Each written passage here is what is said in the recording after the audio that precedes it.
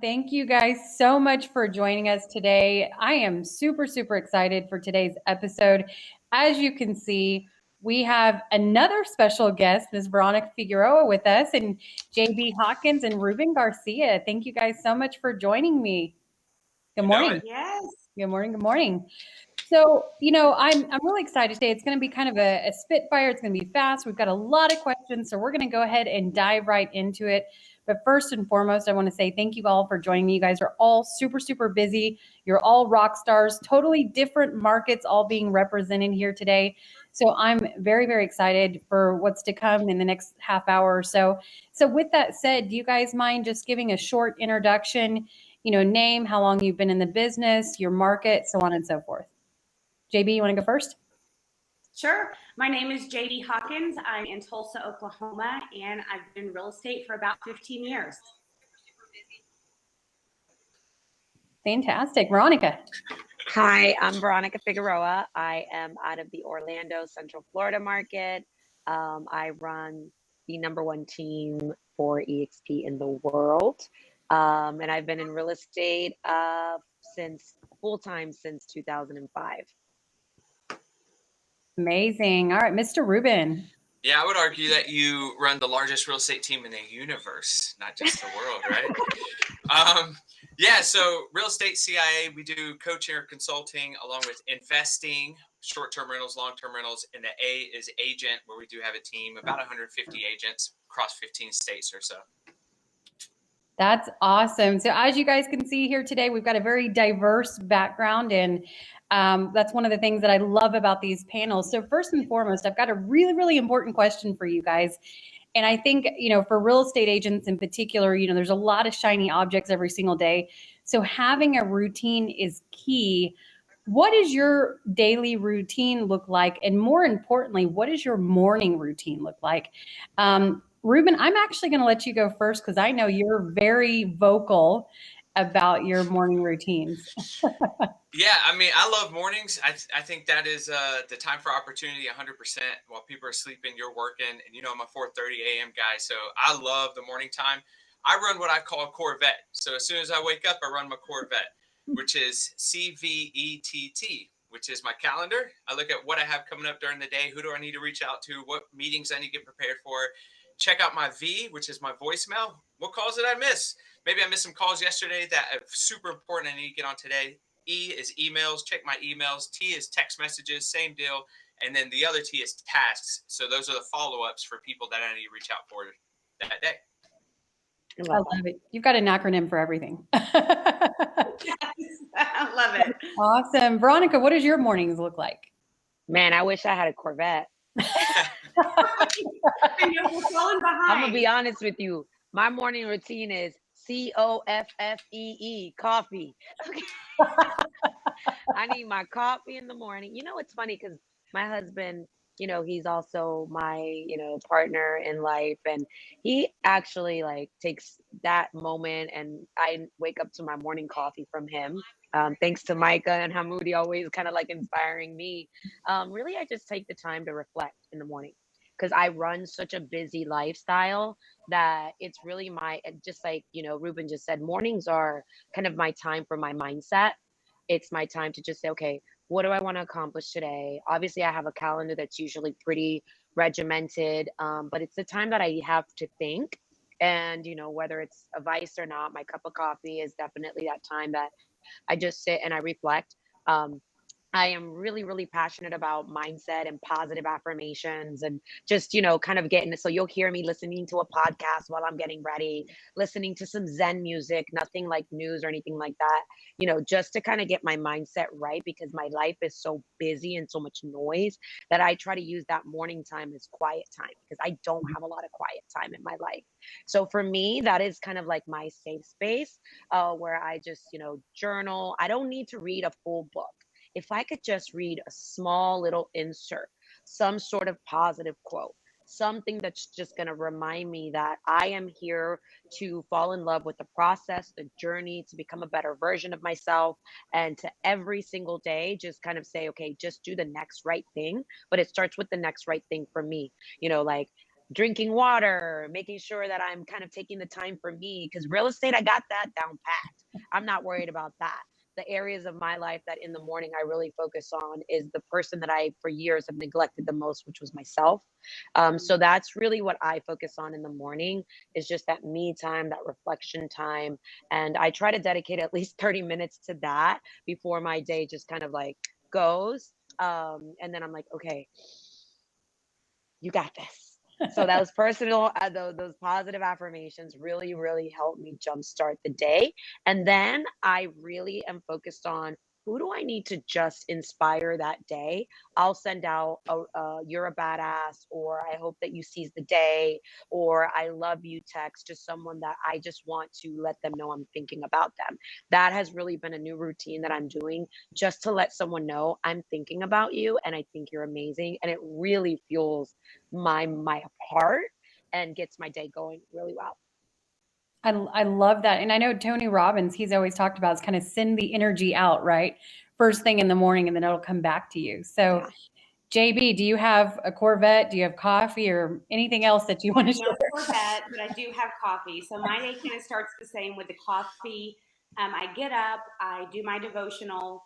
A friend of mine got me a journal a couple of years ago that I've, repurchased every year. And it's really focused around affirmations and manifesting. And so, I'll do a little bit of that. And then I'm really just I have, 3 non-negotiables that I have to get done that day. So I kind of just set my intentions for the day. And then working out for me this is maybe over the past year, has been a huge thing. I work out every morning, whether it's lifting or getting on my Peloton. But that is so important. It's really helped my mental health and gives me clarity for the day. And so work out, come home. I've already set my intentions for the day, and then I'm off into the crazy world of real estate. So that time for me is, like Veronica said, very sacred. It's definitely a safe space. And when I don't have that, I can definitely feel the stressors hit me a little bit harder. So Yeah. It's very important that I do that each day.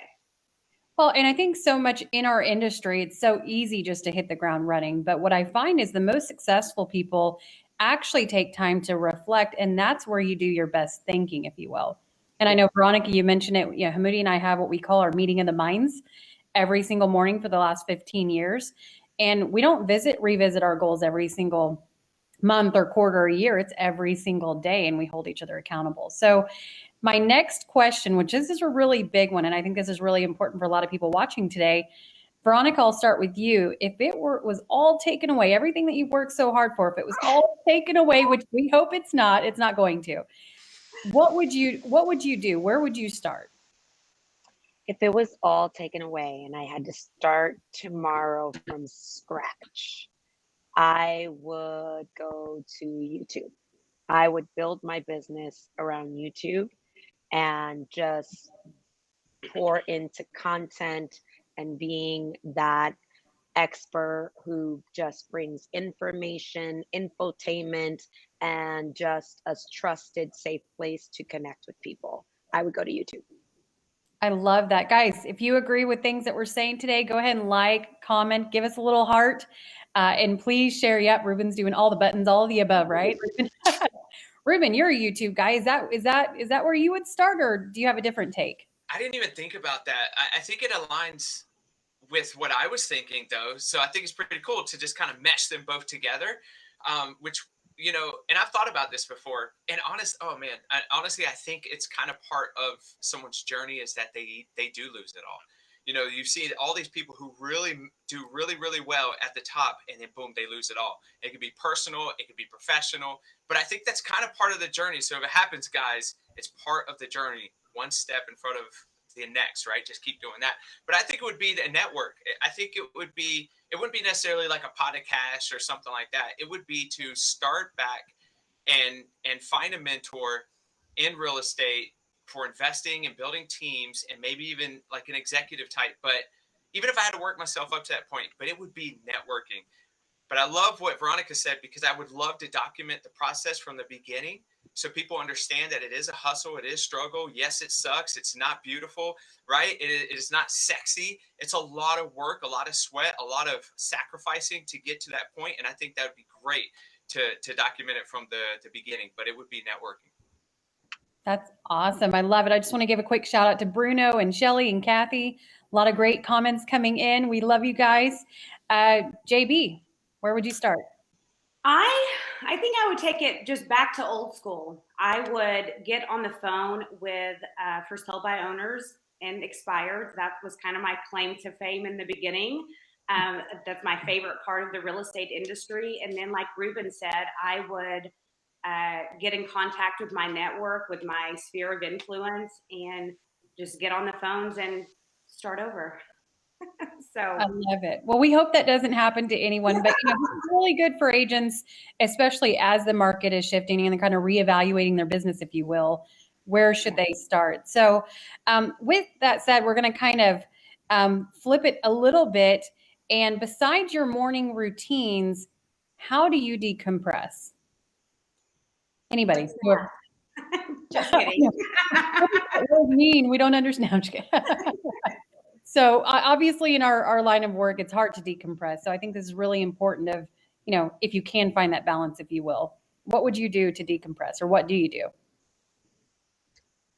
Well, I'll go. I used to be just like probably the majority of real estate agents, a glass of wine, right? Or, you know, just kind of like something to take off the edge. And truthfully, last year when I probably had the busiest career of my life ever, and also went through a lot of changes in my life, I wanted to just add one more monkey wrench into it, and I stopped drinking.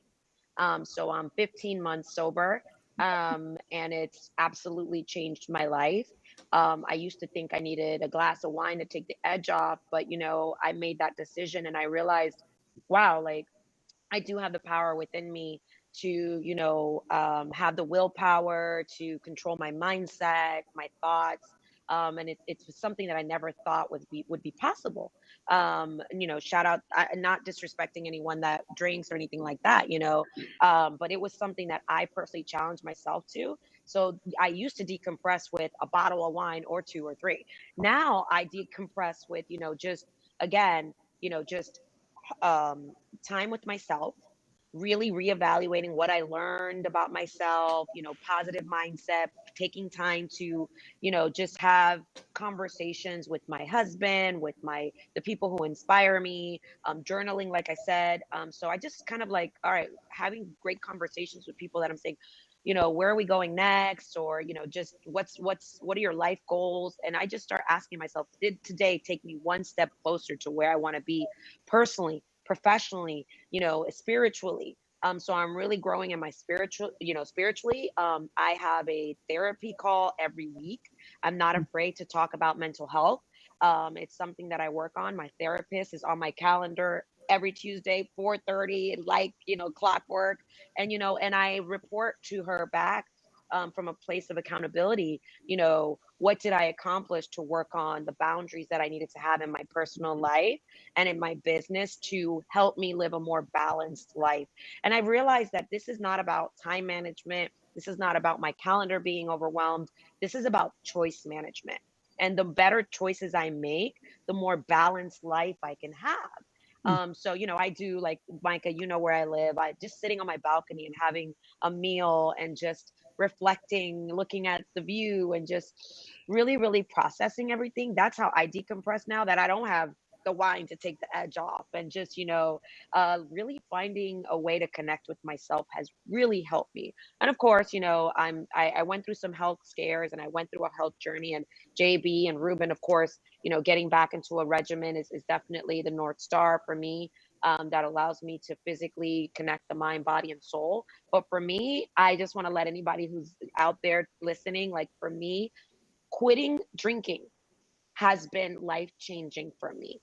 Wow. The emotional control that I have now, the ability to tame my anxiety. I had the most anxiety ever, but I was pouring gasoline on it with drinking. And what I realized that instead of taking the edge off, I was adding more. I was adding an emotional hangover to my life, and I was not clear. I am so clear in my mind now and my focus that that has been my new high. Like, I love the feeling of just being clear and focused. So I strive for more of that. I love that. And I appreciate the transparency, Veronica, because I think it's important to realize that we're constantly evolving, right? And I like you said that that's your high, because I know for Hamudi and I, when we talk about our goals and keeping each other on track, it's about as close to being high as I can imagine. So, I think when it genuinely excites you, then that's, where it comes from. So JB, Ruben, what do you guys do to decompress? Well, years of being in the business, I think that sometimes as realtors, we're just go, go, go. And for many years, I did not take the time to do this. And then I realized, I was not having balance in my life. And so about 4 years ago, I have a real estate coach. And at the beginning of every year, I set specific vacations with my family and I. And I've learned that when I go on those vacations, it is to be present with my husband and my children and to connect. And when I do that once a quarter, I come back ready to go. Like I just got back from Mexico, and it was a 5-day. I did nothing. I read books. I laid by the pool. I hung out with my kids. We laughed. We had the best time. No phones. It was wonderful. But when I got back, I was ready to give me all the work. Let me do it all. You reach the battery, right? Yes. So I have found, for me personally, if I don't take those moments and just totally unplug on a regular basis, it actually is counterproductive in my life. And so around December or January, my husband and I will sit down and we will plan 4 or 5 vacations for the year. We book them, we're done, we go. So that has helped me to be more productive and to really be able to decompress. I love it. Mr. Ruben. Yeah, I love all that, man. I think I'm taking away stuff from all you ladies too that I need to start implementing as well. I think at least what I believe I'm hearing is that we self-evaluate, and we're not afraid to change our current situation through that self-evaluation. And you have to be okay with that. And you have to sometimes say no to people to say yes to the things that you want and that the new person you desire to be. And I'm starting to discover that just a little bit listening to you all. And I know, because we have at least once a month that's in the calendar is a My Day Y Day, which is a day that I could do whatever I want. Just it's a recharge day. Also have once a month, it's a Take It Tuesday, so I could take it off and just do whatever I want. And then also a certain time in the calendar where it's just family time, from dropping off my youngest daughter at school, to picking her up and maybe going to the playground. So this is in the calendar every month that's going on, and I think just listening to you ladies and then looking at the calendar of that is very much for me, at least what I'm seeing is just to be, right? To put your bare foot in the grass, to look up at the sky, to feel the wind, to watch the bees. I mean, just to be there with your family, the love. When you think when you said to decompress, one of the first things I was thinking was man, I love getting on the floor and playing with my 3-year-old, right? And building just random things. And it doesn't matter. It could be a box. It is a new universe, a new experience, the best time she's ever had. And I'm over here worried about what? She's got a glimmer in her eye about everything. And I'm worried about what? And some of those things will ground you just to be in the moment with the people you love. Yeah, and I'm just hearing it here. And that's what's going to be my kid. But man, it's just self-evaluation, not being afraid to be that new version of yourself and to grow into it. Well, and I think it's even little things that you do throughout the day. I know for us, when we go to dinner as a family, we have a no phone rule. So we literally put all of our phones in the middle of the table face down, so you're not even tempted to look at it. And that, because the second one person picks up the phone, we notice it's a ripple effect, and everybody else will pick up their phone. So they have to go in the middle of the table. So sometimes it's just the little unscheduled things, right? Yeah. So if you guys could meet anyone in the world, who would it be? Mm, I'm gonna go first. I'm like really corny. Like, I don't know. Is this one person? Just one? Just one. Ah, I mean, we Dead could or throw alive, right? yeah, dead or alive. I mean, yeah, there you go. all right. I am so corny. You guys are probably gonna think I'm just, just I don't know, whack. I honestly would say Jennifer Lopez. Like, she to me is someone Halo. that I absolutely love. I love how she's overcome so much adversity, how she has just reinvented herself in every aspect of her career, have broke so many ceilings, is a businesswoman and entrepreneur, and all while people said she couldn't act, dance, sing, and still broke every record. I would love to just, what are the challenges, what's in her mindset, and yeah, and also what she stands for diversity and representing women. I love it. Don't tell him Moody because I think J Lo would be at the top of his list. Too. I know I'm sitting over here like, you're right. Awesome, Ruben. You want to go next? Yeah. You got to So follow J Lo. yeah, You I got to know, right? follow that, brother. I know. In my world, this does, right. It's my great grandfather. Obviously he passed before. I mean, I was alive, but I was 2 years old. I don't remember much of him. But that dude was a hustler. He came over here as an immigrant. He was a German. Came over here as an immigrant. Went into New York. Really made something of himself. Made good money on Wall Street. Went down to Florida. Built a subdivision in Inverness, Florida, and became like a very big staple within that community. And he came from nothing. I mean, nothing. Just from the clothes on his back. And it's like, I just want to know his story, understand his story, want to talk to him. What did he see in himself that knew that he could create that type of world for just everyone that he loved? It was just, I want to know that story, which kind of brings it back full circle to what Veronica said at the beginning with the YouTube, which is if he would have, YouTube wasn't around. However, if he could have documented that, like I would just sit there like a little girl, just like kind of watching everything that Not a little he boy, a little created girl. and did in his life that I could have took out of it. Or yeah, just like it would have just been awesome to watch that, and that's who it would be as my great grandfather, 100%. Love it. Love that. JB, who is it? So I really have two, but I'll just pick one. Ed Milet. I think I'm obsessed with Ed Milet. I love his story. I think he's one of the best communicators in the world. I love everything. He is so kind. He's a wonderful leader. I definitely listen to every podcast. I actually got to see him speak personally live in Orlando. And he's a great man. I love what he stands for. So I'm going to make it happen. I'm going to meet him. Right. Oh, I love that. You're going to meet Ed, and Veronica's going to be dancing with J Lo. So that's awesome. That's great, and I really appreciate it. And Ruben, I loved your story as well, because it's just he's definitely, we say legacy builder. He built a legacy and has kind of changed that for you and your family. So now I want to kind of reverse topics a little bit. So all of you guys are building these teams and mega empires. For agents watching, how do you go from really, we all started out as a single agent to the team lead and building the empires that you're doing today?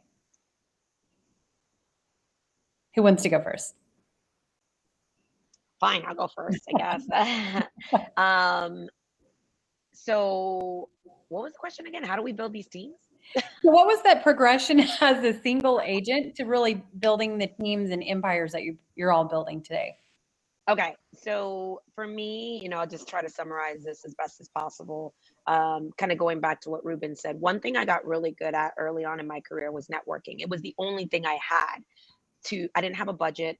All I had was sweat equity and energy and a desire to succeed because I have 5 kids. So my network was baby showers, in my local community, and, building trust within my community. And I got really good at that really fast. Everything from baseball games to anything that was happening in the community, I needed to meet everybody who was somebody, shake hands, kiss babies, and let them know they can trust me. That quickly led me to understanding the power of lead generation and, creating this opportunity where people would refer you. And, I could have been that agent that just tried to take all the business. I quickly, obviously, learned from mentors the power of leverage and the power of, if you can attract business, you could also help grow a business that is successful through others. And I made a lot of mistakes through it, but I wasn't afraid to make my first hire, which was an admin, and say, look, I don't really know what I need you for, but I know I need you. Whether it was just, picking up my kids, or whether it was just, taking a contract, because this was before Loop, this was before DocuSign, this was before any of that. So it was like, go take this contract to be signed. We were writing offers on the hood of a car at the time. But I quickly realized that if I was going to grow and I was going to still be able to have time for my family and build, I needed help. So I started leveraging admins. I started leveraging referral partners. Then the referral partners, I realized the mistakes I was making, which was lack of accountability. I said, what if I formed this team? Back when teams were not a real thing or a big thing, there was the Millionaire Real Estate Agent book, and, people were making mistakes, but I was willing to make mistakes along the way to get to the leverage that I needed to take my business to the next level, to build a brand, to build systems around those brand. My systems at the time were just a journal or just an Excel spreadsheet. But I quickly realized that, man, there is power in this, in developing agents and trust and growing a brand that people trust. And I was willing to go all in. And that's where the team concept came, that I had enough business that I could generate and enough trust in the marketplace that people were willing to trust us, but I was willing to make mistakes. And, those mistakes taught me so much, and I was willing to correct those. And that's where the Figueroa team came into place right around 2014. That was a structured team. And then I implemented standards, and standards at that time, I'll laugh at the ones that I had back then, but at least it was something. Right. How I was going to distribute leads, how I was going to hold them accountable. Was it the best system? No, but I was able to evolve around it. But I think it wasn't just about the leads. It was about what we wanted to stand for. We wanted to be the most trusted real estate team in our community, that people knew we were willing to meet people where they're at and help them reach their dreams. And then, real estate agents just started trusting us. Community leaders were trusting us. And then from there, we just built this team that started off with one person, two people, three people. And now, it's a team of 80 plus. And, we consistently sell, lots and lots of homes. And that's been over a decade. It wasn't overnight that we built it, but it was about building something that had meaning around, a purpose. And we just started hiring really great people that led us to what I realized. I wasn't building a real estate team. I was building a community, and a place where people could see themselves belonging and launching their real estate careers. And then from there, I realized, oh my God, I'm not just helping people sell real estate. I am helping real estate agents believe that they can launch and be inspired to build a career. And when I finally realized that my purpose was bigger than just selling the next home, or you hanging your license here with me for the next lead, that I could really help people build something and I could be a part of it, it just blew up from there. And, now it's the rest is history for us. I love that, Veronica. So for those that are wondering, how many transactions does it take for the number one team in the world with EXP? How many transactions was that last year? Last year it was 2,175 homes. Wow. There you go. Mic drop. That's awesome. That's amazing. So Ruben, I'm going to go to you next, because I know you've had various roles, former Keller Williams team leader, and you've definitely had your own teams, and then now you're expanding all over the country. So what does that progression look like for you? Oh my gosh. So that's a book. And I don't know, because I know Veronica was at a hard stop. So you don't have to stay around to hear me. If you got to head out, it's all good.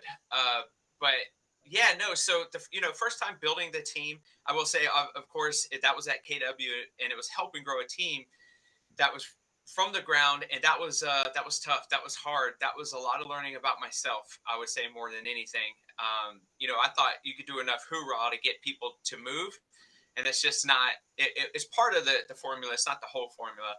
And allowing people to almost step on me a little bit, because I wanted them to like me more than become a leader. And that was a hard truth I had to face for myself. And then it became even more apparent when I became the CEO or the team leader of this Keller Williams office, which is very much team oriented. You have now salaried people that are helping grow this thing. And I remember, let's see, I don't know where it's at. I had a baseball plate that used to hang in my office. And the point of that was standards. They never widened the plate. There's a whole story on this coach who went over and talked about never widening the plate to his team. And I brought that up in a team meeting. I said, I'm not widening the plate anymore. I'm not here to make sure that you guys like me. That's not the point. I could love you guys right out of the business. And then I have failed, right? So what I can do is hold high enough standards to you all reach it to where you all break your own personal and professional records. Period. And that's why I'm here. And so I used to always have that thing up. And I tell you what, that's what we did. We broke all-time records. People were making more money than they've ever made, more relationships than they've ever had. And it was an amazing time. But it was only when I worked on myself to not get my feelings hurt when somebody doesn't like me in the moment because of something I'm holding them accountable to. That was a big change. And we did really well through that transition. Now at EXP, man, it's really allowing that person to identify who they want to be. I've kind of worked on the leadership part and helping them create themselves to be their own leader, to create larger teams, something way past me. So it's been a lot of progression and growing, and I'm still not done yet. But that's kind of the journey of single to what we're doing now. I love that. Yeah. So I'm hearing evolving and then be willing to make mistakes and, doing what's in the best interest of your agents. Awesome. JB, you're next. Well, so I think in the beginning, I was a single agent for about the first 6 years of my career. And I think going back to kind of what Veronica said, I was the queen of networking. I mean, I wanted to be at everything. I loved people. I wanted to talk to everyone. And what I noticed, I was very young. I was like 22. And what I noticed was, this works. Like, I just go talk to people and they like me and they want to buy and sell real estate with me. And this is awesome. I got to a point about 2012 that I had more business coming at me than I could handle. And the one thing I didn't want to happen, I didn't want my quality of service to go down. I didn't want to do the quantity over quality.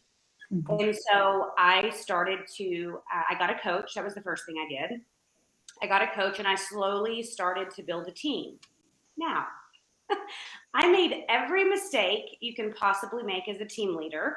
It was like blind ignorance. I was doing what I thought I was supposed to do, but back to what Ruben said, there was a lot of self-reflection and some of the things that I had to learn as a leader. And so I continued coaching. I surrounded myself with people that were amazing, that were running teams. I asked a lot of questions. And over the course of a few years, I built a top team here in Tulsa, Oklahoma. I've got a group of great agents. We all work together. There are standards, but my team likes to call me the Velvet Hammer. I hold them accountable to their own goals, and I think that is so important in having them set their goals and reaching their goals. So, that was kind of the journey. I could probably write a book on everything not to do, but at some point I figured it all out. I'm very thankful for my coach, and here we are.